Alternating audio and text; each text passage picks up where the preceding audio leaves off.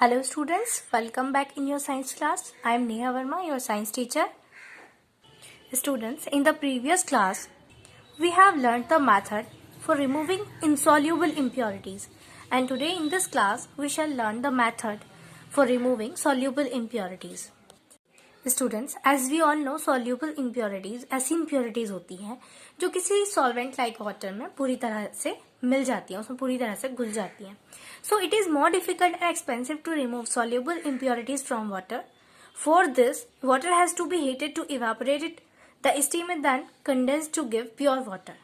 मतलब जब कोई सॉल्युबल इम्प्योरिटीज होती हैं, जब किसी भी वाटर में यानी जब किसी भी सॉल्वेंट लाइक वाटर में सॉल्युबल इम्प्योरिटीज होती हैं तो उसको उससे अलग करना थोड़ा सा डिफिकल्ट हो जाता है, क्योंकि जो इम्प्योरिटीज सॉल्युबल है उसमें पूरी तरह से घुली हुई है, उसको हम इजिली वाटर से सेपरेट नहीं कर सकते.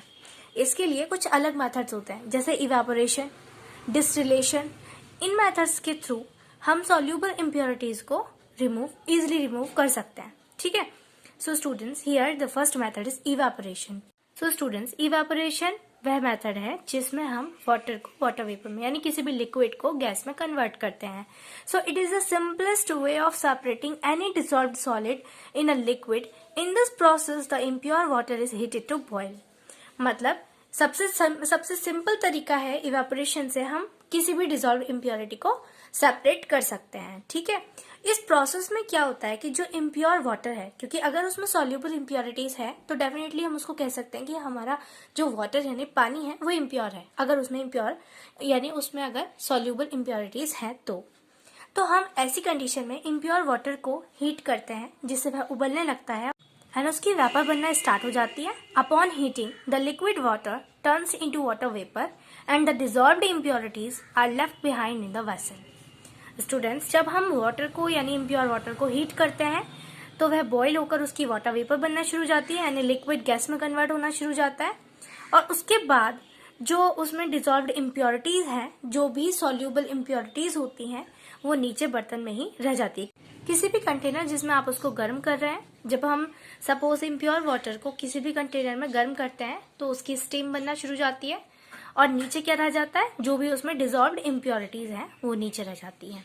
सो this method is also used on large scale to obtain salt from sea water in hot countries. मतलब ज्यादातर जो हमें समुद्र यानी जो खारा पानी होता है जिसमें बहुत ज्यादा नमक मिक्स होती है, तो स्टूडेंट्स वहां से सी वाटर से सॉल्ट को हम इसी मेथड से ऑब्टेन करते हैं.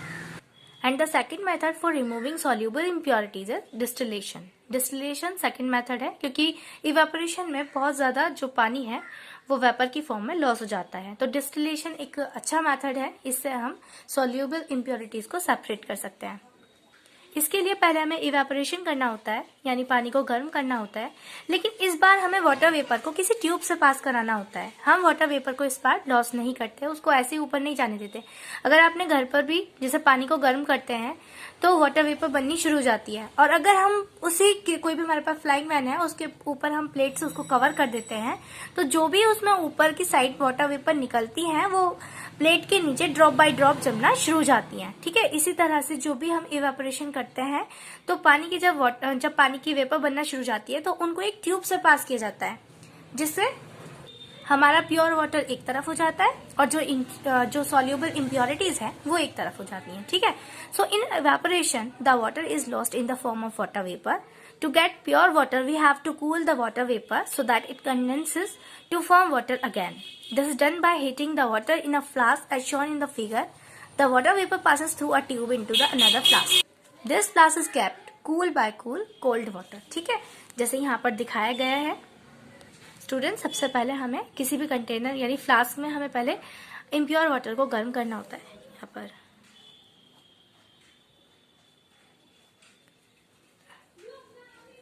ठीक है. तो जब हम गर्म करते हैं तो ऑब्वियसली उसकी वाटर वेपर मतलब उसकी वेपर बनना शुरू हो जाती है. उन्हीं वेपर को हम एक ट्यूब से पास कराते हैं. ठीक है. उसको हम दूसरे फ्लास्क में स्टोर करके रखते हैं और इस तरह से उसके ऊपर कोल्ड वाटर यानी ठंडा पानी डालने से वाटर सेपरेट हो जाता है, अलग हो जाता है. ठीक है. Here the water vapour condenses. The water collected in this way is called distilled water.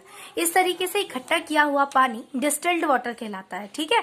It is the purest form of water and contains no impurities soluble and insoluble. इस तरह से जो हम पानी कलेक्ट करते हैं वो हमारा प्योर पानी होता है, प्योर वाटर होता है। उसमें ना ही कोई सॉल्यूबल इम्प्योरिटी होती है और ना ही कोई इनसॉल्यूबल इम्प्योरिटी होती है, किसी भी तरह की इम्प्योरिटीज उसमें नहीं होती। तो स्टूडेंट्स, ये कुछ 2 मेथड थे जिसके कारण हम सॉल्यूबल इम्प्योरिटीज को सेपरेट कर सकते हैं। Here the next topic is purifying drinking water.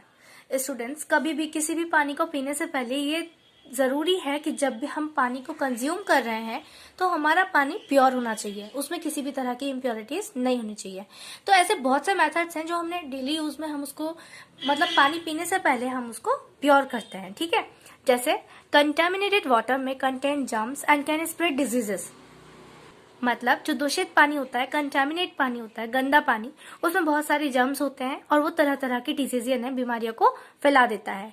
It is essential to drink clean water. जरूरी है कि हम क्लीन वाटर को कंज्यूम करें। We can purify drinking water by boiling, through distillation and also chlorination. Boiling simple method है कि हम 10-15 minute boil करते हैं तो उससे काफी जर्म्स मर जाते हैं। डिस्टिलेशन, जैसा कि हमने ऊपर मेथड डिस्क्राइब किया है, जैसे कि आपने समझा है, and also chlorination. Chlorination method में थोड़ी सी क्लोरीन की क्वांटिटी को हम डिसॉल्व कर देते हैं। तो students, let's start with boiling. The simplest way of purifying water in household is to boil it for 10 minutes. This will kill the germs and make it safe for drinking. मतलब जब हम पानी को 10-15 minute के लिए उबालना शुरू कर देते हैं तो उससे काफी जर्म्स मर जाते हैं, ठीक है, और वो हमारे पीने के लिए सेफ हो जाता है। Next is chlorination. Students, chlorination method में हम थोड़ी सी क्लोरीन उसमें पानी में ऐड करते हैं जिससे उसमें प्रेजेंट जर्म्स मर जाते हैं। This is method to purify water by adding chlorine. Chlorine is added to water which kills germs and makes the water pure. मतलब जो क्लोरीन है वो जर्म्स को मारती है एंड वाटर को प्योर बनाती है। स्टूडेंट्स, इससे अलग हम साफ पानी के लिए प्योरीफायर भी यूज करते हैं, वाटर प्योरीफायर, या आरओ का भी पानी पीते हैं। तो these are also available for use at home. RO water filters are also available. सभी के घर में RO होता है या फिर वाटर प्योरीफायर होता है जिसमें पानी शुद्ध हो जाता है। And the last topic of your chapter is town water supply. Students, हमारे घर तक जो पानी की सप्लाई होती है वो किस किस प्रोसेस के थ्रू हमारे घर तक साफ पानी पहुंचता है, ये मेथड है। Water found in different sources of water is not fit for direct consumption, it needs purification. मतलब जो डिफरेंट सोर्सेज से पानी हमें अवेलेबल होता है, चाहे वो ग्राउंड वाटर हो, रिवर हो, पॉन्ड हो, वेल हो, या जो भी डिफरेंट वाटर सोर्सेज हैं, तो वो हमारे पीने के लिए, हमारे कंजप्शन के लिए फिट नहीं होता, एकदम शुद्ध पानी नहीं मिलता हमें, और is not fit for direct consumption, it needs purification. उसको प्योरिफिकेशन की जरूरत होती है, मतलब पीने से पहले पानी को प्योरीफाई करना जरूरी होता है। This process of purification involves sedimentation, filtration and chlorination. Purification के इस प्रोसेस में जो स्टेप्स इन्वॉल्व होते हैं वो सेडिमेंटेशन होता है, फिल्ट्रेशन होता है एंड क्लोरिनेशन। ये 3 स्टेप्स उसमें इन्वॉल्व होते हैं। So first is sedimentation. ये हमारा मडी वाटर है एंड सेडिमेंटेशन प्रोसेस में एक टैंक की हम ले सकते हैं, टैंक एक ह्यूज टैंक होता है, उसमें जो भी उसमें थोड़ा हैवी इम्प्योरिटीज होती है वो नीचे की ओर सेटल हो जाती है, नीचे की ओर बैठ जाती है। So water from a river और lake is collected in a huge tank and allowed to stand here. Heavier particles of insoluble impurities settle down.